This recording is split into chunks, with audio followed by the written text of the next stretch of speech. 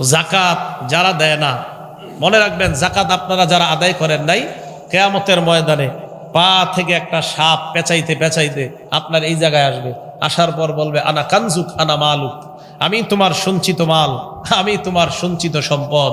আল্লাহ আমাদেরকে হেফাজত করেন, আল্লাহ আমাদেরকে হেফাজত করেন।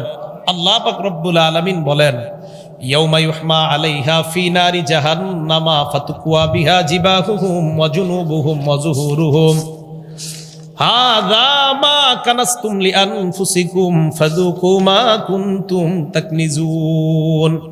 ইয়াউমা ইউহমা আলাইহা ফি নারি জাহান্নাম, যারা স্বর্ণ রূপা জমা করে রাখছে, জাকাত দেয় না, স্বর্ণের জাকাত দেয় না, রূপার জাকাত দেয় না, এই স্বর্ণ আর রূপাগুলাকে ইয়াউমা ইউহমা আলাইহা ফি নারি জাহান্নাম, জাহান্নামের আগুনের মধ্যে গলানো হবে, গলিয়ে এইগুলার মাধ্যমে ছেক দেওয়া হবে। ফাতুকুয়া বিহা, এ আজীব এক শব্দ আল্লাহ বলছেন, ফাতুকুয়া বিহা জিবাহুহুম, সূরা তাওবা আয়াত নাম্বার 35। দেখেন তুকুয়া বিহা জিবাহুহুম, তুকুয়া কারে কয় দেখেন, কাওয়ায়াকবি কাইয়ান মানে ইস্ত্রি করা, লন্ডি করা। এই যে দোকানদার লন্ডি করে না, ইস্ত্রি, আমরা জামা কাপড় দেই না, এই জামা কাপড় যেটা দিয়ে ডলে এটাকে মিকওয়া বলা হয়, মিকওয়া লন্ডি। আল্লাহ বলেন ফাতুকুয়া বিহা, আজীব শব্দ। যে একটু দেখেন তো, আজকে আপনারা ট্রাই করবেন, লন্ডি দোকানে গিয়ে হাতটা রাখবেন আর উনি ওনার স্ত্রীটা আপনার উপরে দিবে, হ্যাঁ, ফাতুকুয়া বিহা জিবাহুহুম, তার কপালের মধ্যে ছেক দেওয়া হবে এভাবে, জাকাত যে দেয় না। জিবাহুহুম ওয়া জুনুবুহুম, তার পার্শ্বে, ওয়া যুহুরুহুম, তার পিঠে। আল্লাহ তিন অঙ্গের কথা কেন বললেন? কপালের কথা কেন বললেন? পাশের কথা কেন বললেন? পিঠের কথা কেন বললেন? আজীব তিন শব্দ আল্লাহ বলছে। জাকাত যারা জাকাত দেয় না, এক নাম্বার তারা কপাল কুচকায়, আমার টাকা দিব না, তাই কপাল। দুই নাম্বার, জাকাত দাতার কাছে যখন জাকাত চাইবেন, এ আপনারে প্রথমে তো কপাল কুচকাবে, এরপর আবার যদি বলেন স্যার এটা তো দেওয়া উচিত, দেওয়া দরকার, এটা তো না দিলে ঠিক না, তখন আপনার আস্তে ধীরে এই পার্শ্ব দেখাবে, আরে যাও তো। এই জন্য আল্লাহ দুই নম্বরে বলছে পার্শ্ব। আবার চাইবেন তিন নম্বরে পিঠ দেখায় বলবে যাও, তাই তিন অঙ্গের কথা বলছে, মানে বাকি অঙ্গ বাদ না। তিন অঙ্গ সাধারণত টাকাওয়ালারা দেখায়, তাই তিন অঙ্গের কথা বলছে আল্লাহ, দিবে তো সব জায়গায় শেখ।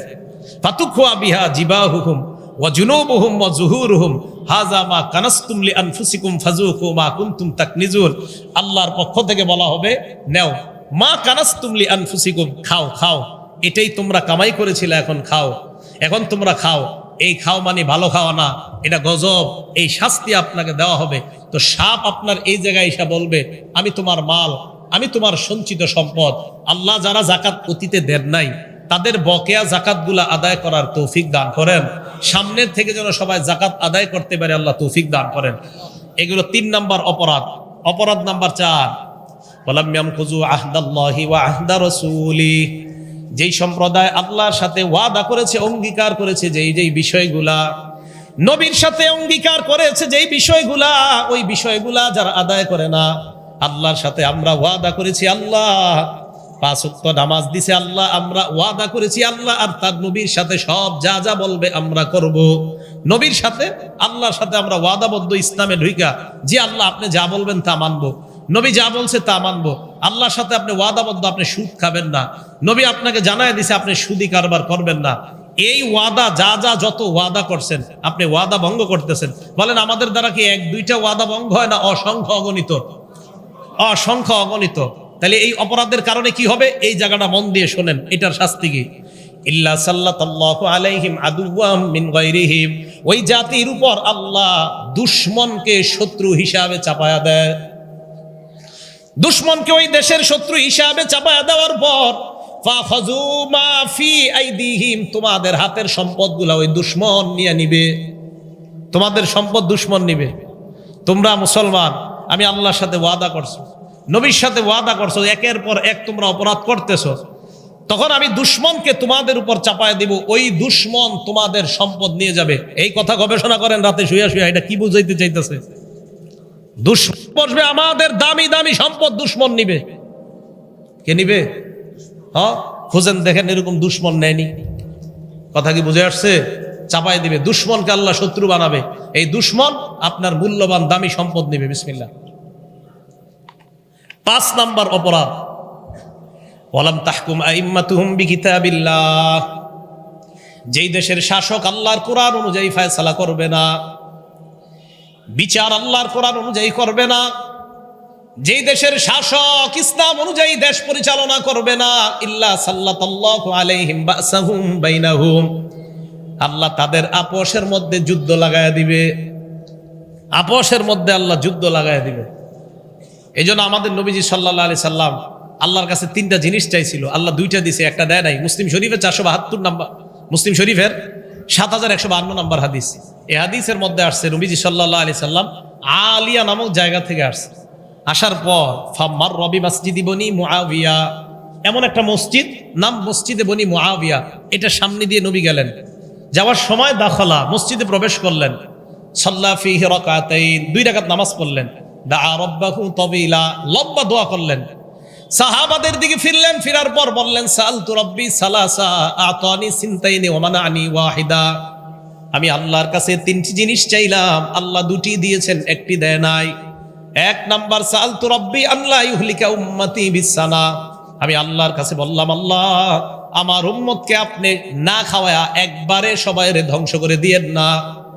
পুরা দুনিয়ার মানুষ একসাথে না খেয়ে মারা যাবে এমনটা হবে না, একথা নিশ্চিত থাকেন। হ্যাঁ, কিছু জনপদ না খেয়ে মারা যাবে, এই গজব আল্লাহ দিবে। পুরা দুনিয়ার উম্মত না খেয়ে মারা যাবে এমনটা হবে না, এটা নবী বলে গেছে আল্লাহর কাছে, আল্লাহ কবুল করছে। ওয়াসালতু রাব্বি আল্লা ইহলিকা উম্মতি বিল গরক, আমি আল্লাহর কাছে দোয়া করলাম আল্লাহ আমার উম্মতকে একবারে ফেরাউন বাহিনীর মতো আপনি ডুবাইয়া মারবেন না। আতানিহা, আল্লাহ এই দোয়াটা কবুল করে নিয়েছেন, আমাদের এই উম্মত একবারে ডুবে সবাই মারা যাবে না। 3 নাম্বার আমি দোয়া করলাম সালতু রাব্বি আল্লা ইয়াজআলা বাসাহুম বাইনাহুম, আল্লাহ আমার উম্মতের মাঝে আপনি এক দল আরেক দলের উপর চাপায়া দিয়েন না, যুদ্ধ বাধায়া দিয়েন না। মানা আনিহা, আল্লাহ এটা আমার দোয়া কবুল করে নাই, তাই তো বর্তমানে দেশে দেশে যুদ্ধ। ওই যে এটা কবুল হয় নাই, এই জন্য যুদ্ধ। তো এই জন্য মনে রাখবেন 5 নাম্বার যে অপরাধটা, কোরআন অনুযায়ী যদি শাসন ব্যবস্থা না হয়, কোরআন অনুযায়ী যদি বিচার না হয়, ইনসাফের সাথে যদি বিচার না হয়, তো এই দেশের মানুষকে মানুষের সাথে আল্লাহ লাগায় দিবে। এক মানুষ আরেক মানুষের সাথে শত্রুতা করবে, মুসলমান মুসলমানের সাথে শত্রুতা করবে এই অপরাধের কারণে। আল্লাহ আমাদের সকলকে যেই কোনো ধরনের গুনাহ অপরাধ থেকে বেঁচে থাকার তৌফিক দান করেন। মুসলিম শরীফের 5018 নম্বর হাদিস, ক্বালা রাসূলুল্লাহ সাল্লাল্লাহু আলাইহি ওয়াসাল্লাম লাআনাল্লাহ, আল্লাহ ওই ব্যক্তিকে অভিশাপ দেয়, মান লাআনা ওয়ালিদা, যেই ব্যক্তি তার পিতা মাতারে অভিশাপ দেয়। কোন ব্যক্তি তার পিতা মাতারে অভিশাপ দেয়, মা বাবারে কয় আপনারা মইরা যেতে পারেন না, আপনার মতো মা বাবা দরকার নাই। লাআনাল্লাহু মান লাআনা ওয়ালিদা, পিতা মাতাকে যেই ব্যক্তি অভিশাপ দেয় তাকে আল্লাহ অভিশাপ দেয়। 2 নাম্বার লাআনাল্লাহু মান যাবাহা লিগাইরিল্লাহ, ওই ব্যক্তিকে আল্লাহ অভিশাপ দেয় যেই ব্যক্তি আল্লাহ ছাড়া অন্যের নামে পশু জবাই করে। যেই ব্যক্তি আল্লাহ ছাড়া অন্যের নামে পশু জবাই করে, খুব মন দিয়ে শোনেন এই জায়গাটা, যেই ব্যক্তি আল্লাহ ছাড়া অন্যের নামে পশু জবাই করে তার উপরে আল্লাহ অভিশাপ দেয়। বুখারী শরীফের 7520 নম্বর হাদিস। আব্দুল্লাহ ইবনে মাসউদ রাদিয়াল্লাহু তাআলা নবীজিকে প্রশ্ন করলেন, আইয়ুজ যামবি আযম ইনদাল্লাহ, হুজুর আল্লাহর কাছে সবচেয়ে বড় অপরাধ কোনটা? নবীজি জবাব দিলেন, আনতা জাআলা লিল্লাহি নিদ্দান ওয়া হুয়া খালাকাক, তুমি আল্লাহর সাথে কাউকে অংশীদারিত্ব সাব্যস্ত করা অথচ আল্লাহ তোমাকে বানাইলেন। আল্লাহর সাথে শিরিক করা অথচ আল্লাহ তোমাকে বানাইলেন। তো আল্লাহর সাথে শিরিক করা এটা সবচেয়ে বড় অপরাধ, নবীজি সাল্লাল্লাহু আলাইহি সাল্লাম বলে দিলেন। এখন আমরা শিরিক কিভাবে করি একটু মন দিয়ে শোনেন। আমরা কিছু কিছু সুন্নত পালন করতে গিয়ে শিরিক করি। সুন্নত পালন করতে তো হবেই, কিন্তু সুন্নত পালন করতে গিয়ে আকীদা নষ্ট করে কোনো শিরিক করা যাবে না। নাসাই শরীফের 1214 নম্বর হাদিসে আছে, নবীজি কবর জিয়ারত করছেন। আন আবি হুরায়রা রাদিয়াল্লাহু তাআলা আনহু قال যারা রাসূলুল্লাহ সাল্লাল্লাহু আলাইহি ওয়াসাল্লাম কবর উম্মি, আল্লাহ নবী তার মায়ের কবর জিয়ারত করলেন। কথাটা মনে রাখেন, মুসলিম শরীফের 5019 নম্বর হাদিস থেকে গেলাম বুখারীর 7520, বুখারীর 7520 থেকে আসলাম নাসাই শরীফের 1214 নম্বর হাদিসে। আবার আগের জায়গায় ফিরে যাব আমরা। নবীজি সাল্লাল্লাহু আলাইহি সাল্লাম তার মায়ের কবর জিয়ারত করলেন, করার পর ফাবাকা, নিজে কাঁদলেন, ওয়া আবকা মান হাওলা, আশেপাশে সাহাবা যারা সবাইকে কান্না করাইলেন। সাহাবাদের দিকে আল্লাহ নবী তাকিয়ে বললেন, জুরুল কুবুর ফাইন্নাহা তুযাক্কিরুকুমুল মাউত। তোমরা কবর জিয়ারত করো, কবর জিয়ারত তোমাদেরকে মৃত্যুর কথা স্মরণ করায়া দিবে। কবর জিয়ারত করো, কবর জিয়ারত তোমাদেরকে মৃত্যুর কথা স্মরণ করায়া দিবে। তাহলে হাদিস থেকে পাইলাম কবর জিয়ারত করা সুন্নত। এবার আপনি কবর জিয়ারত করতে গেলেন, আপনাদের এই মসজিদুত তাকওয়ার পক্ষ থেকে আপনারা সিলেট ঘুরতে গেলেন, আল্লাহর সৃষ্টি দেখতে গেলেন। ঘুরতে ঘুরতে হঠাৎ আপনাদের মনে হলো শাহজালাল রহমতুল্লাহর কবরটার কাছে যাই। তো গেছেন, যাওয়ার পর শাহজালাল রহমতুল্লাহকে আপনাদের মাঝে এক মুসল্লি শাহজালাল রহমতুল্লাহর জন্য আল্লাহর কাছে দোয়া করছে, আল্লাহ শাহজালাল রহমতুল্লাহর কবরটা আপনি আলোকিত বানান, জান্নাতের মর্যাদা আরো জান্নাতের উঁচু মাকাম বানায় দেন। আল্লাহ শাহজালাল রহমতুল্লাহর কবরটা আপনি আলোকিত বানান। মাবুদ গো, শাহজালাল আমাদের দেশে আইসা শিরিক বেদাত এমন ভাবে দূর করছে, আল্লাহ মেহেরবানি করে শাহজালাল রহমতুল্লাহর মর্যাদা আরো বাড়ায় দেন। খুব দোয়া করলেন। শেষের দিকে আপনি বললেন, ও বাবা শাহজালাল, আমি ধানমন্ডি থেকে আসছি, জিগাতলা থেকে, আমার 5 বছর সন্তান হয় না, একটা সন্তানের ব্যবস্থা করে দাও। আপনি এতক্ষণ সব আল্লাহরে বললেন, শেষে সন্তানটা শাহজালালের কাছে যাইলেন। হ্যাঁ, শিরিক করলেন। এটা কি করলেন? তো কবর জিয়ারত করা সুন্নত, সুন্নত পালন করতে গিয়ে আপনি শিরিক করলেন, আকীদা নষ্ট করলেন। সূরা শূরা আয়াত নাম্বার 49-50 আল্লাহ বলেন, ইয়াখলুকু মা ইয়াশা, আল্লাহ যা চায় তা বানায়। ইয়াহাবু লিমান ইয়াশাউ ইনাসা, আল্লাহ চাইলে কন্যা দেয়। ওয়া ইয়াহাবু লিমান ইয়াশাউ যুকুর, আল্লাহ চাইলে ছেলে দেয়। আও ইউযাউযুহুম যুকরানা ওয়া ইনাসা, আল্লাহ চাইলে ছেলে মেয়ে উভয়টা দান করেন। ওয়া ইয়াজআলু মান ইয়াশাউ আকীমা, আল্লাহ চাইলে আপনার বিবিকে বন্ধা বানাবেন। বলেন তো, ছেলে মেয়ে দেওয়া না দেওয়ার একচ্ছত্র একমাত্র ক্ষমতা কার? আল্লাহ। বলেন কার? আল্লাহ। তো দেখেন, কবর জিয়ারত সুন্নত পালন করতে গিয়ে আপনি আকীদা নষ্ট করলেন। সুন্নত পালন করতে গিয়ে আকীদা মোটেই নষ্ট করা যাবে না। বুখারী শরীফের 1605 নম্বর হাদিস, এই হাদিসের মধ্যে আসছে হযরত ওমর ফারুক রাদিয়াল্লাহু তাআলা আন কাবা শরীফ তওয়াফ করতেছে। কাবা শরীফে একটা পাথর আছে, কি জানি নাম? হজরে হাজী সাহেব কারা কারা চুমা দিয়েছেন? হ্যাঁ, আছেন না? মাশাআল্লাহ। তো দেখেন, এই পাথর চুমা দিছে হযরতে ওমর। চুমা দেওয়ার পর পাথরকে ডাক দিয়ে বলে, পাথর, আমা ওয়াল্লাহি ইন্নী আলামু আন্নাকা হাজার। পাথরকে ডাক দিয়ে বলে, পাথর, আল্লাহর কসম, ইন্নী লা আলামু আন্নাকা হাজার, আমি জানি তুমি একটা পাথর, আমি জানি তুমি একটা পাথর। লা তাদুররু ওয়া লা তানফাউ, তুমি উপকার ক্ষতি করার কোনো ক্ষমতা রাখো না। তুমি একটা পাথর, তুমি উপকার ক্ষতি করার কোনো ক্ষমতা রাখো না। তাহলে পাথরের চুমা দেওয়া সুন্নত। পাথর ভালো করতে পারে, খারাপ করতে পারে, এই বিশ্বাস রাখা শিরিক। কথা বুঝে আসছে সবার? এরপরে হযরতে ওমর বলেন, লাউলা আন্নী রাআইতুন নাবিয়্যা সাল্লাল্লাহু আলাইহি ওয়াসাল্লাম ইসতালামা কামা ইসতালামতুকা, আমি যদি আল্লাহ নবীকে তোমাকে চুমা দিতে না দেখতাম, আমি ওমর জিন্দিগিতে তোমাকে চুমা দিতাম না। নবী তোমাকে চুমা দিয়েছেন, তাই সুন্নত হিসাবে পাথর আমি তোমাকে চুমা দিলাম।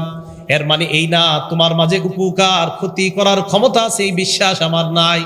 তাহলে পাথর উপকার ক্ষতি করার ক্ষমতা আছে বলেন, তাহলে হাতের মধ্যে সুলাইমানি আংটি কেন দেন? কি আংটি? সুলাইমানি আংটি। ওই রাস্তা রাস্তায় বেছে একটা পাথর আংটির মধ্যে আপনি আঙ্গুলের মধ্যে দিলেন, কি যে এই পাথরে আমার কোনো উপকার হয়। বিশ্বাস, আপনি শিরিক করলেন। এই বিশ্বাস, যদি এই পাথর আপনার কোনো উপকার করতে পারে, বিশ্বাস আপনি শিরিক করছেন। আপনি যে নামাজ পড়তেছেন, সেজদা দিতেছেন, আর আপনার বিশ্বাস এই পাথর আমার উপকার করে, আপনি শিরিক করছেন। তা আপনি দেখেন, হযরতে ওমর রাদিয়াল্লাহু তাআলা সুন্নত পালন করতে গিয়ে শিরিকের স্থান দেয় নাই। এটা আমার আপনার জন্য শিক্ষা, যে সুন্নত পালন করতে গিয়ে শিরিক করা যাবে না। আল্লাহ আমাদেরকে কথাগুলা বুঝার তৌফিক দান করেন। আবার আসেন নাসাই শরীফের 1214 থেকে গেলাম বুখারীর 1605 নম্বর হাদিসে। নাসাই শরীফের হাদিসটাতে আসলাম, বুখারী শরীফের 7520 নম্বর হাদিসে ছিলাম। সাহাবা নবীকে প্রশ্ন করলেন, 1 নম্বর অপরাধ কোনটা? নবী বললেন, শিরিক করা। ইন্নাল্লাহা লা ইয়াগফিরু আইয়ুশরাকা বিহি, আল্লাহ শিরিকের অপরাধ মাফ করে না তওবা ছাড়া। এই জন্য শিরিকের অপরাধে যারা জড়িত আছেন, আল্লাহর কাছে তওবা করে নেওয়া, আল্লাহ যেন আমাদের সকলকে মাফ করে দেয়। শিরিক থেকে বেঁচে আমরা প্রকৃত ইমানদার হতে পারি, আল্লাহ তৌফিক দান করেন।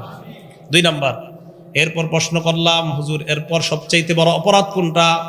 আল্লাহ নবী জবাব দিলেন, আন তাকতুলা ওয়ালাদাকা তাখাফু আন ইয়াতআমা মাআক, তুমি তোমার সন্তানকে এই কারণে হত্যা করা, তোমার সন্তান তোমার প্লেটে অংশগ্রহণ করবে, তোমার সন্তান তোমার টাকায় অংশগ্রহণ করবে, দারিদ্রতার ভয়ে সন্তান হত্যা করা।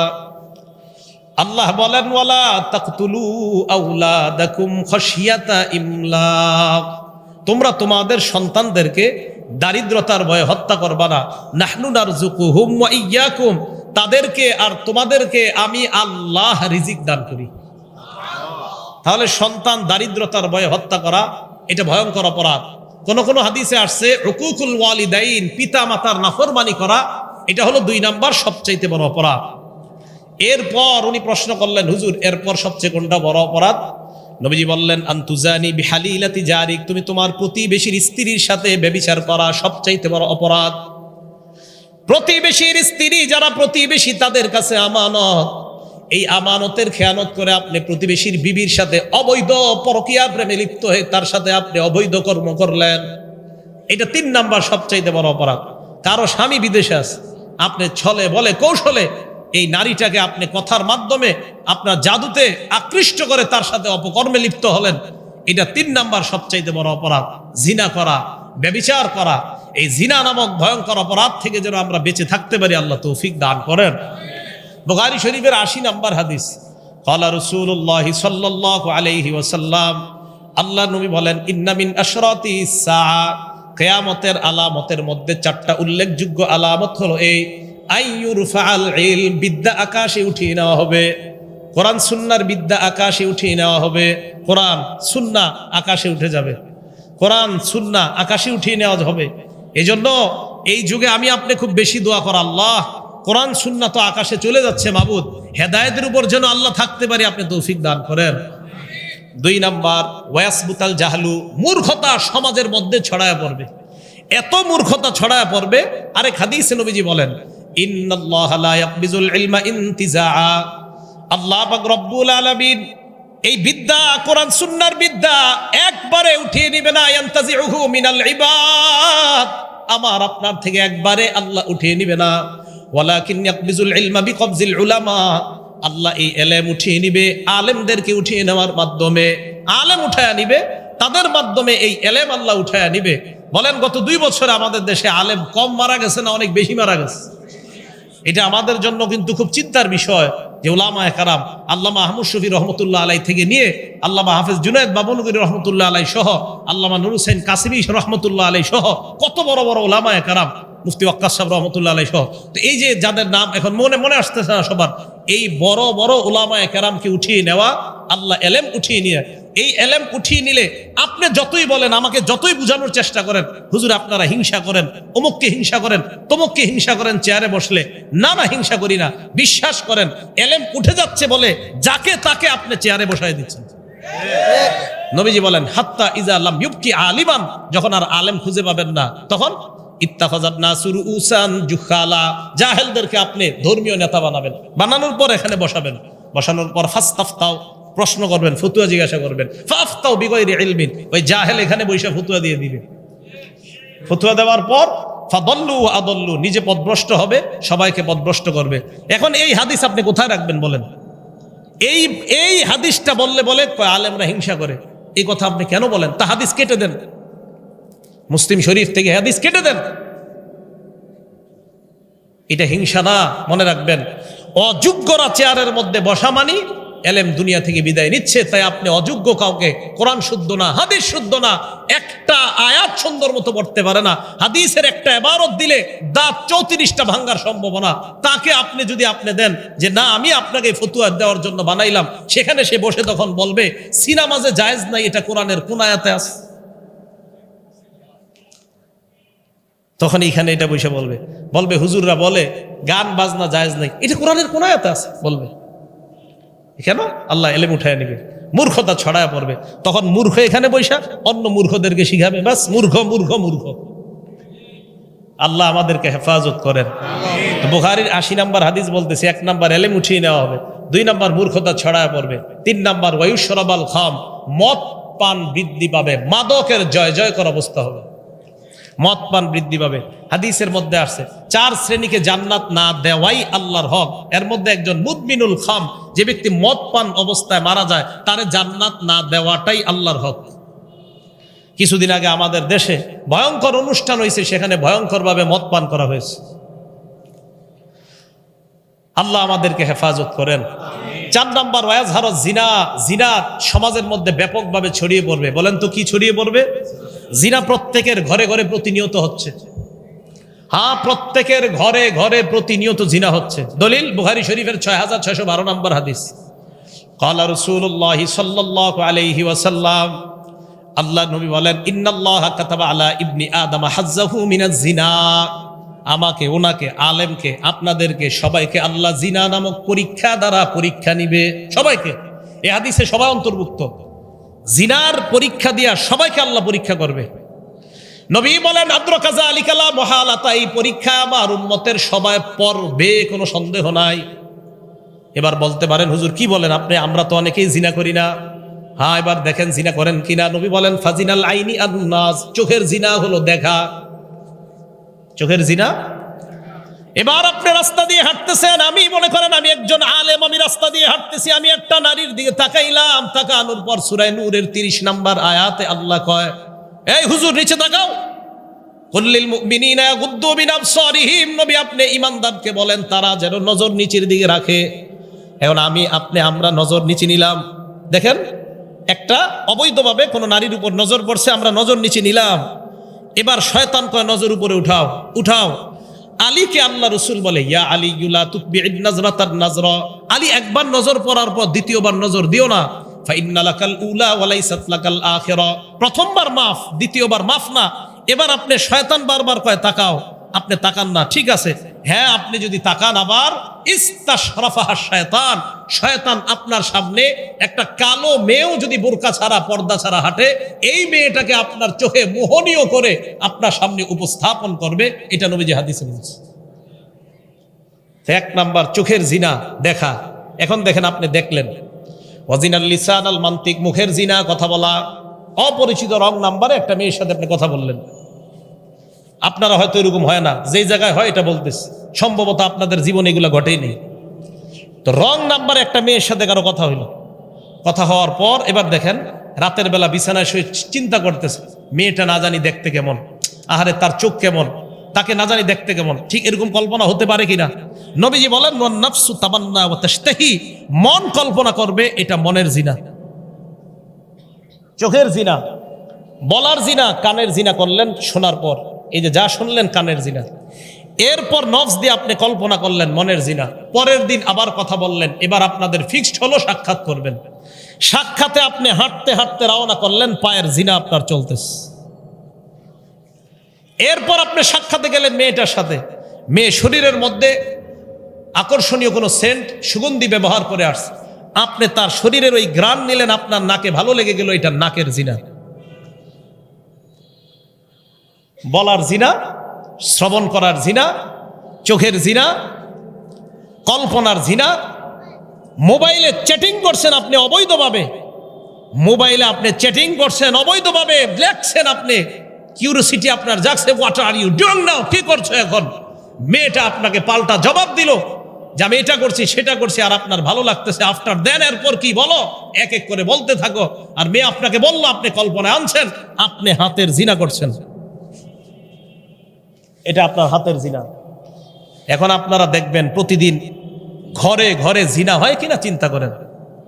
আমি বলছি না হয়, আমি আশাবাদী না হোক, কিন্তু ঘরে ঘরে এই জিনা হয় কিনা আপনি দেখবেন। রাসূল আকরাম সাল্লাল্লাহু আলাইহি সাল্লাম বললেন, জিনা ব্যাপকভাবে সমাজের মধ্যে ছড়ায় পড়বে। নবীজি বলেন, আমার উম্মত জিনা করবে কি? আমার উম্মত জিনা করাকে হালাল মনে করবে। আরে জিনা করা কি মনে করবে? হ্যাঁ, হালাল মনে করবে। সহিহ বুখারী হাদিস নাম্বার 5590 নম্বর হাদিস। ক্বালা রাসূলুল্লাহ সাল্লাল্লাহু আলাইহি ওয়াসাল্লাম, আল্লাহ নবী বলেন, লা ইয়াকুনান্না মিন উম্মতি আকওয়াম, আমার উম্মতের মধ্যে একদল মানুষ এমন হবে, ইস্তাহিল্লুনাল হিররা, যারা জিনা করা হালাল মনে করবে, ওয়াল হারিরা, রেশমের পোশাক হালাল মনে করবে, ওয়াল খামরা, মদ পান তারা হালাল মনে করবে, ওয়াল মাআজিফা, বাদ্যযন্ত্র তারা হালাল মনে করবে। ঢোল তবলা হালাল মনে করবে, বাদ্যযন্ত্র, ওই যে বললাম না এইখানে বৈশা কয় বাদ্যযন্ত্র ঢোল তবলা গান বাজনা হারাম, এটা কোরআনের কোন জায়গায় আছে? নবীজি কয় আছে, মানে আমার উম্মত তো এটারে হালাল মনে করবে, ও তো গুনাই মনে করবে না। এই যে ও তো গান গাওয়াকে হালাল মনে করবে, এটা ও গুনাই মনে করবে না। বলেন এই যুগ কি আসবে না চলতেছে? চলতেছে। আমরা গুনাকে গুনাহ মনে করতেছি না, এই যুগ আমাদের চলতেছে। আল্লাহ আমাদেরকে হেফাজত করেন। বিসমিল্লাহ। তো বলতেছিলাম বুখারী শরীফের ৭৫২০ নম্বর হাদিস থেকে কিন্তু আমরা এগুলাতে আসলাম। জিনা করা, প্রতিবেশীর বিবির সাথে জিনা করা, এই জিনা নামক অপরাধ থেকে সমাজকে যেন সুন্দরভাবে মুক্ত রাখা যায়, আল্লাহ পাক রব্বুল আলামিন এলাকার যুব সমাজ থেকে সকলকে যেন তৈরি করা যায় যে জিনা নামক অপরাধ এটা শুধু যে লজ্জাস্থানের জিনা তা না।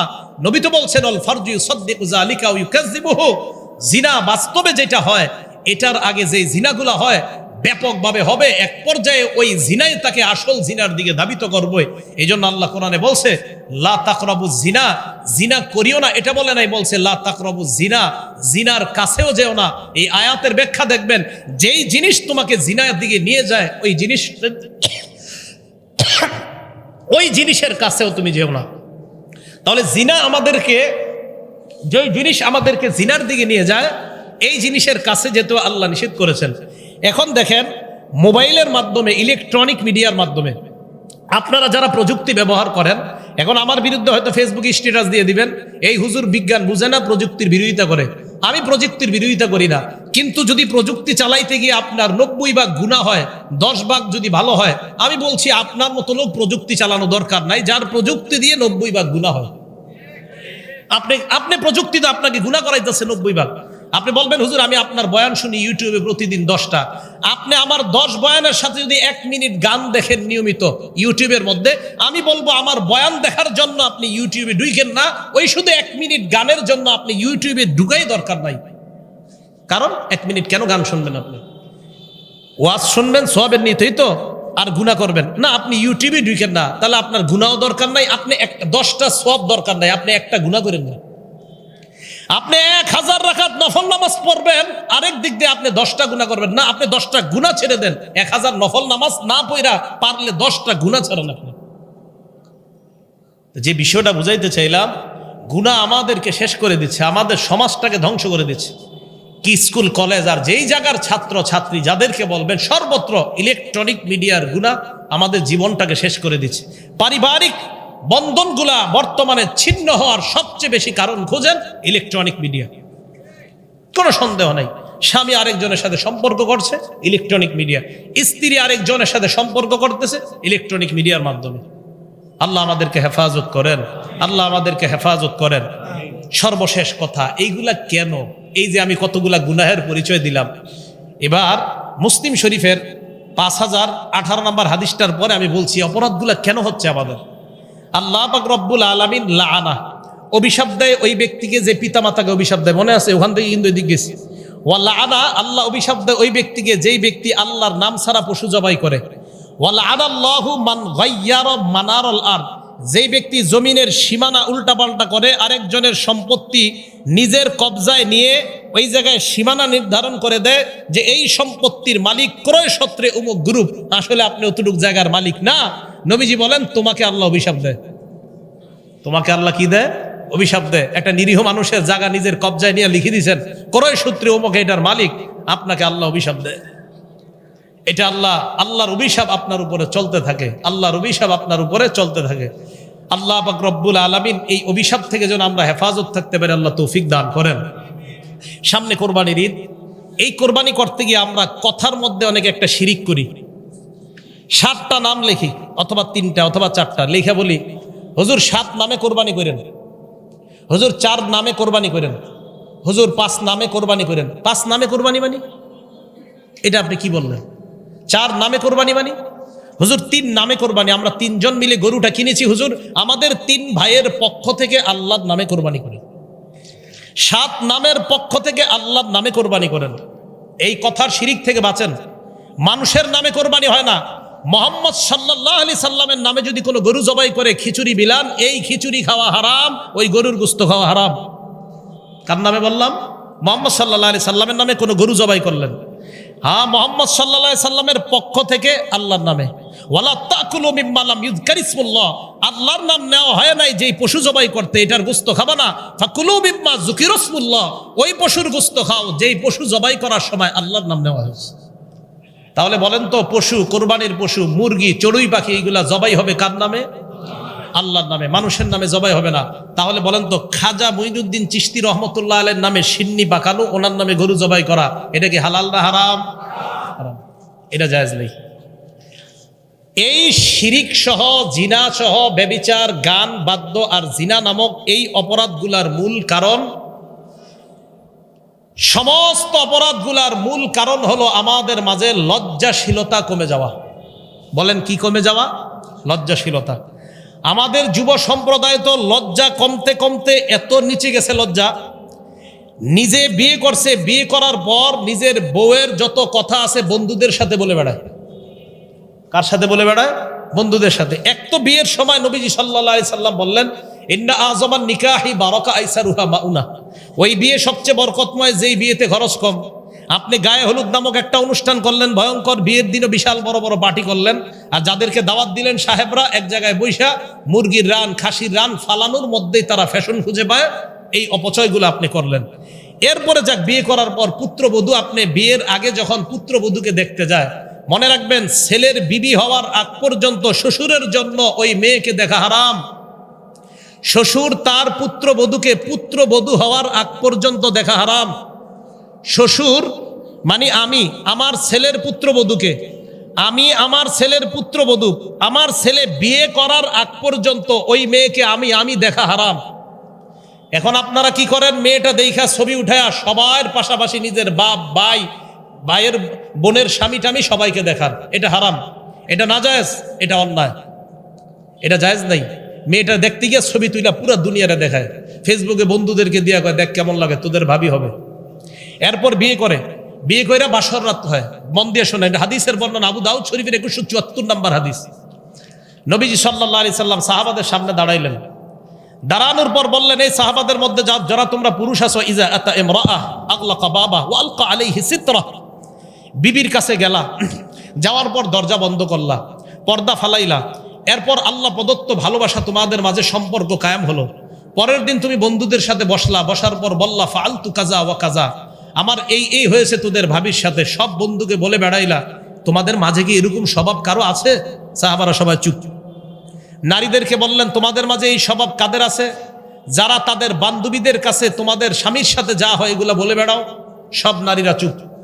এক নারী সাহস করে দাঁড়িয়ে গেল, দাঁড়িয়ে বললেন, ইয়া রাসূলুল্লাহ, ইন্নাহুম লা তাহাদ্দাসুনা ওয়া ইন্নাহুন্না লা তাহাদ্দাসনা, পুরুষদের মাঝে কেউ কেউ এই অপরাধটা করে, নারীদের মাঝেও এই অপরাধটা কেউ কেউ করে ইয়া রাসূলুল্লাহ। নবীজি বললেন, তাই নাকি? কয় হ্যাঁ। নবীজি বললেন, যেই পুরুষ এই অপরাধ করে আর যেই নারী এই অপরাধটা করে, তাদের দৃষ্টান্ত একজন শয়তান পুরুষ আর একজন শয়তান নারী রাস্তায় অপকর্মে মিলিত হইল, আর তোমার বন্ধুরা তোমাকে তাকায়া তাকায়া দেখতেছে। তুমি যদি বন্ধুদের সাথে বিবির কথা বলে বেড়াও, আর বিবি যদি বান্ধবীদের সাথে স্বামীর কথা বলে বেড়ায়, তাদের ভালোবাসা মহব্বত পূর্ণ সম্পর্ক বলে বেড়ায়, নবী বলেন ওই স্বামী পুরুষ শয়তান আর ওই মহিলা নারী শয়তান। তারা নারী পুরুষ অবৈধ কাজে লিপ্ত হলো রাস্তা। তুমি এই রিয়াজুস সালিহিন 690 নম্বর হাদিস, নবীজি সাল্লাল্লাহু আলাইহি সাল্লাম বলেন, ইন্না মিন আশাররিন নাস ইনদাল্লাহি মানজিলাতান ইয়াউমাল কিয়ামাহ আর-রাজুলু ইউফজি ইলাল মারআ ওয়া তুফজি ইলাইহি, ওই স্বামী সবচেয়ে নিকৃষ্ট হবে কিয়ামতের ময়দানে আল্লাহর সামনে, যেই স্বামী তার স্ত্রীর সাথে কি হয় না হয় সব বন্ধুদেরকে বলে বেড়ায়। ওই স্ত্রী সবচেয়ে নিকৃষ্ট মহিলা হবে আল্লাহর কাছে কিয়ামতের মাঠে, যে তার বান্ধবীদের কাছে সব বলে বেড়ায় স্বামীর সাথে কি হয় না হয়। এই অপরাধগুলো থেকে আল্লাহ আমাদের সমাজকে বেঁচে থাকার তৌফিক দান করেন। তো বলছিলাম, এগুলা কেন হচ্ছে? সবগুলার মূল কারণ লজ্জা না থাকা। বলেন তো সবাই, কি না থাকা? আমি বারে বারে এই কথা বলি, সবগুলার মূল কারণ লজ্জা না থাকা। খুব সংক্ষেপে শুনবেন, যদি পারেন মুখস্থ করে নেবেন, ঘরের মধ্যে কিছু কিছু পারলে টানায় রাখবেন। এক, লজ্জা এমন একটা জিনিস, নবীজি সাল্লাল্লাহু আলাইহি সাল্লাম লজ্জার ব্যাপারে অনেকগুলো হাদিস বলছেন। একজন তাবী ওয়াহাব ইবনে মুনাব্বিহ তিনি বলেন, আল ঈমানু উরিয়ান, ঈমান জিনিসটা একটা খোলা জিনিস, খোলা। লিবাসুহু আত-তাকওয়া, ঈমানের পোশাক হলো আল্লাহকে ভয় করা, সুবহানাল্লাহ। ওয়া জিনাতুহু আল হায়া, ঈমানের সৌন্দর্য হলো লজ্জা। ইমানের পোশাক তাকওয়া, ইমানের সৌন্দর্য লজ্জা। 2 নাম্বার শোনেন, মান কাসাহুল হায়া সাওবা। আমি পাঞ্জাবি পরছি, আমার শরীরটা আপনারা কিন্তু দেখতেছেন না। যেই ব্যক্তির লজ্জার পোশাক পরে, লাম ইয়ারান নাস আইবা, এই ব্যক্তির দোষ ত্রুটি তত বেশি মানুষের থেকে আড়াল থাকে, আল্লাহ হেফাজত করে। 3 নাম্বার, আমার সাথে বলেন তো, স্বতন্ত্র বৈশিষ্ট্য। বলেন সবাই, বলেন স্বতন্ত্র বৈশিষ্ট্য। এখন আমার সাথে বলেন, আমাদের স্বতন্ত্র বৈশিষ্ট্য হলো লজ্জা। আরো জোরে বলেন, আমাদের স্বতন্ত্র বৈশিষ্ট্য হলো লজ্জা। ইবনে মাজাহ হাদিস নাম্বার 4181 নাম্বার হাদিস। ক্বালা রাসূলুল্লাহ সাল্লাল্লাহু আলাইহি ওয়াসাল্লাম, আল্লাহ নবী বলেন, ইন্না লিকুল্লি দীনিন খুলুকা ওয়া খুলুকুল ইসলামি আল হায়া। নবীজি বলেন, প্রত্যেকটা ধর্মের স্বতন্ত্র একটা বৈশিষ্ট্য আছে। ইসলামের স্বতন্ত্র বৈশিষ্ট্য হলো লজ্জা। সুবহানাল্লাহ। যার মাঝে লজ্জাশীলতা যত বেশি, তার মাঝে ইসলামের স্বতন্ত্র বৈশিষ্ট্য তত বেশি। 4 নাম্বার, লজ্জা ইমানের অঙ্গ। বলেন, লজ্জা ইমানের অঙ্গ। আপনার লজ্জা যত কম হবে, বুঝতে হবে আপনার ইমানের পাওয়ার তত কম। লজ্জা ইমানের অঙ্গ। মুসলিম শরীফ হাদিস নাম্বার 59 নাম্বার হাদিস। মোট হাদিস সংখ্যা হবে 7453। এই হাদিসের মধ্যে রাসূল করিম সাল্লাল্লাহু আলাইহি সাল্লাম বলেন, আল হায়াউ শুবাতুম মিনাল ঈমান, লজ্জা ঈমানের অঙ্গ। পুরা হাদিসটা আল ঈমানু বিদউ ওয়া সাবউনা আও বিদউ ওয়া সিত্তুনা শুবা। নবীজি সাল্লাল্লাহু আলাইহি সাল্লাম বলেন, ঈমানের 70টা শাখা অথবা 60টা শাখা। ফাআফজালুহা কাউলু লা ইলাহা ইল্লাল্লাহ, ঈমানের শ্রেষ্ঠ শাখা হলো লা ইলাহা ইল্লাল্লাহ। ওয়া আদনাহা ইমাতাতুল আযা আনিত তরিক, ঈমানের সর্বনিম্ন শাখা হলো রাস্তা থেকে কষ্টদায়ক বস্তু সরায় দেওয়া। এই আমলটা করেন সবাই? হ্যাঁ, করেন। বুখারী শরীফের 52 নম্বর হাদিস, তাহলে শুনেন, যারা না করেন আজকে থেকে করবেন। নবীজি বলেন, বাইনামা রাজুলুন ইয়ামশি বিতরিক, আমার কোন উম্মত রাস্তা দিয়ে হাঁটতেছে, আজকে এই মাহফিল থেকে বের হয়ে রাস্তা দিয়ে হাঁটতেছেন। হাঁটার সময় ওয়াজাদা গুসনা শাওকিন আলা তরিক, একটা কষ্টদায়ক ইট পাইছেন, ইটের টুকরা, কলার সিলকা, একটা সুই পাইছেন, একটা কাঁটা পাইছেন, এটা আপনি রাস্তা থেকে সরায়া দিয়েছেন। ফাআখারা, আপনি সরায়া দিয়েছেন। নবীজি বলেন, শাকারাল্লাহু লা ওয়া গফারা লা, ওই মুহূর্তে আল্লাহ আপনার উপর সন্তুষ্ট হয়ে আগের সব গুনাহ মাফ করে দেন। এই হাদিসের শেষে নবীজি বলেন, ওয়াল হায়াউ শুবাতুম মিনাল ঈমান, লজ্জা ঈমানের অঙ্গ। তা আজকে থেকে মনে রাখবেন, আমার ঈমানের অঙ্গ হলো লজ্জা। আমার এই লজ্জা যত পাওয়ার বাড়বে, আমার ঈমানের অঙ্গের পাওয়ার তত বেশি। লজ্জার পাওয়ার যত কম, আমার ঈমানের অঙ্গের পাওয়ার তত কম। তত বেশি সিনেমা হলে যাবেন, তত বেশি সিনেমা নাটক দেখবেন, কারণ আপনার পাওয়ার কম। 5 নাম্বার, এই দিকে তাকান, আমার দিকে, এই 2 আঙ্গুলের দিকে তাকান। বলেন, 2 আঙ্গুলের দিকে তাকায় এবার বলেন তো, একসাথে আছে না আলাদা? এবার তাকান। এটার নাম ঈমান, এটার নাম লজ্জা। কিতাবের নাম আল জামিউস সগীর, হাদিস নাম্বার 1959 নাম্বার হাদিস, 1959। নবীজি বলেন, ইন্নাল ঈমান ওয়াল হায়া কুরিনা জামিআ, শোনো উম্মত, ঈমান আর লজ্জা এইভাবে থাকবে। ঈমান আর লজ্জা এইভাবে থাকবে। বলেন তো, ঈমান আর লজ্জা এখন আমার দিকে তাকায় বলেন, একসাথে আছে না আলাদা? এখন দেখেন তো, নবীজি বলেন, ফাইজা রুফিয়া আহাদুহুমা, লজ্জা যদি উঠে যায়, রুফিয়াল আখর, আরেকটা অটোমেটিক চলে যায়। লজ্জা যত কমবে, আপনার ঈমান তত কমবে। এই জন্য মনে রাখবেন, যে যত বেশি সিনেমা দেখে আপনাদের মাঝে, নাটক দেখে, গান শোনে, তার লজ্জা তত বেশি কম। এই জন্য সে তত বেশি গুনাহ করে। 6 নাম্বার, এবার দেখেন 3 আঙ্গুল, এটার নাম লজ্জা, এটার নাম ঈমান, এটার নাম জান্নাত। কিতাবের নাম তিরমিজি শরীফ, 2009 নাম্বার হাদিস। নবীজি বলেন, আল হায়াউ মিনাল ঈমান ওয়াল ঈমানু ফিল জান্নাহ, যার লজ্জা যত বাড়বে, তার ঈমান তত বাড়বে, সে তত দ্রুত জান্নাতি হবে। এই হাদিসে নবীজি বলেন, আল বাযাউ মিনাল জাফা ওয়াল জাফাউ ফিন নার, নির্লজ্জতা যার যত বেশি, সে তত দ্রুত জাহান্নামী হবে। আল্লাহ হেফাজত করেন। আল জামিউস সগীর হাদিস নাম্বার 1662 নাম্বার হাদিস। এই হাদিসের মধ্যে নবীজি বলেন, ইন্নাল্লাহা ইউহিব্বুল হাইয়াল আফিফাল মুতাআফফিফা, যে ব্যক্তি লাজুক, যত বেশি লজ্জাশীল, আল্লাহ পাক রব্বুল আলামিন তাকে ভালোবাসেন। 8 নাম্বার, আপনাদের ঘরের নারী পুরুষ, আপনার ছেলে মেয়ে যত বেশি লজ্জা আপনাদের।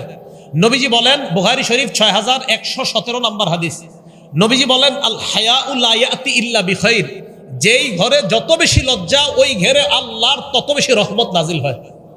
কিন্তু মা বোনরা, খুব কষ্টকর বিষয়, বাচ্চাটা পেটের মধ্যে আছে, তখন সিনেমা দেখে, টিভি দেখে, ইউটিউব দেখে। বাচ্চাটা দুনিয়াতে আসে, দুধ পান করে, পবিত্র খাদ্য, তখনও মা টেলিভিশন দেখে, ইউটিউব দেখে। বাচ্চাটা বড় হয়, 2 বছর বয়সের সময় এবার বাচ্চা নাকি কার্টুন না দেখলে খাবার খায় না, বাচ্চাকে এখন কার্টুন দেখায় খাবার খাওয়ায়। তো ছোটবেলা থেকে এই বাচ্চাকে নির্লজ্জ বানাইতেছেন। এটার বয়স যখন 15 হবে, 12 থেকেই এই বাচ্চা গুনাহকে গুনাই মনে করবে না। আপনি ছোট থেকে বাচ্চাটারে শেষ করে দিচ্ছেন। মনে রাখবেন, বুখারী শরীফের 893 নাম্বার হাদিস, মা বাবা আল্লাহর সামনে দাঁড়ানোর জন্য প্রস্তুত হয়ে যান। এই সন্তান আপনি কিভাবে পাললেন? আল্লাহ হেফাজত করেন। 9 নাম্বার বুখারী শরীফের 6120 নাম্বার হাদিস, নবীজি সাল্লাল্লাহু আলাইহি সাল্লাম বলেন, ইন্না মিম্মা আদরাকান নাস মিন কালামিন নুবুওয়াতিল উলা। আগের যত নবী দুনিয়াতে গেছে সমস্ত নবী তার উম্মতকে বলছে, ইজা লাম তাস্তাহি ফাসনা মা শিতা, তোমার লজ্জা না থাকলে যা মন চায় তুমি তা করো। আপনাদের এই ধানমন্ডির খবর আমি জানি না, লালবাগার মিরপুরের খবর আমি জানি। 25 বছর 30 বছর 22 বছরের ছেলেরা এতটুকু প্যান্ট পরে, এদিকে পরে, হ্যাঁ, এতটুকু প্যান্ট পরে আর সিগারেট টানে এইভাবে নির্লজ্জ আর বেহায়ার মতো। অনেকে আমরা বলি অমুকে world famous actor, world famous actress. ওই ওয়ার্ল্ড ফেমাস অ্যাক্টর যদি এতটুকু প্যান্ট পরে, ওয়ার্ল্ড ফেমাস অ্যাক্ট্রেস যদি এতটুকু প্যান্ট পরে, হ্যাঁ, যেমনি ভাবে ওয়ার্ল্ড ফেমাস সারা পৃথিবীর শ্রেষ্ঠ অভিনেতা, সারা পৃথিবীর শ্রেষ্ঠ অভিনেত্রী, আপনারা আজকে থেকে আরেকটা লাগায়া দিবেন, জি পাশাপাশি তারা দুইজন সারা পৃথিবীর শ্রেষ্ঠ নির্লজ্জ আর বেহায়া। নবী সাল্লাল্লাহু আলাইহি সাল্লাম বলছে, আবু দাউদ শরীফ 4014, আবু দাউদ 4015, আবু দাউদ 4017, আবু দাউদ 4018, সবগুলো রানের ব্যাপারে। রাসূল আকরাম সাল্লাল্লাহু আলাইহি সাল্লাম বলেন যে যখন তাকে আলী, লা তাকশিফ ফাকিজাক, তুমি তোমার রান খুলবা না, ওয়ালা তানজুর ইলা ফাকিজি হাইয়িন, আলী জীবিত ব্যক্তির রানের দিকে তাকায় না, ওয়ালা মাইয়িতিন, আলী মরা ব্যক্তির রানের দিকেও তাকায় না। মরা ব্যক্তির রান দেখা নিষেধ, তো জীবিত ব্যক্তির রান, এই যে ছেলেরা সিগারেট টানে আর প্যান্ট পরে হাঁটে, কত বড় নির্লজ্জের কথা। আল্লাহ হেফাজত করেন, আল্লাহ হেফাজত করেন। তো 9 নাম্বার নবীজি বললেন, লজ্জা না থাকলে যা মন চায় করো। 10 নাম্বার তিরমিজি শরীফের 1974 নাম্বার হাদিস, এই হাদিসে রাসূল আকরাম সাল্লাল্লাহু আলাইহি সাল্লাম বলেন, মা কানাল ফুহশু ফি শাইইন ইল্লা শানা, যেই জিনিসের মধ্যে নির্লজ্জতা বেশি ওই জিনিসের ময়লা বেশি। ওমা কানাল হায়াউ ফি শাইইন ইল্লা জানা, যেই জিনিসের মধ্যে লজ্জা বেশি এই জিনিসের সৌন্দর্যতা বেশি। মা বোনরা কষ্ট নিয়েন না, যত আপনার পোশাক ছোট হবে তত আপনার ময়লা বাড়বে, যত আপনার পোশাক বড় হবে, লজ্জাশীলতা যত বেশি হবে, তত আপনার আল্লাহর কাছে সৌন্দর্যতা তত বাড়বে।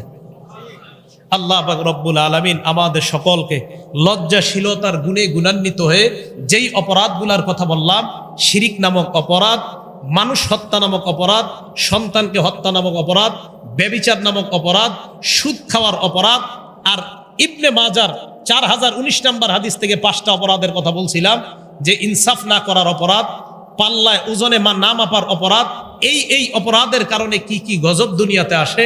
আল্লাহ পাক রব্বুল আলামিন এই অপরাধগুলো থেকে যেন আমরা বেঁচে থাকতে পারি, আল্লাহ তৌফিক দান করেন। আমিন ওয়া আখিরু দাওয়ানা আনিল হামদুলিল্লাহি রাব্বিল আলামিন।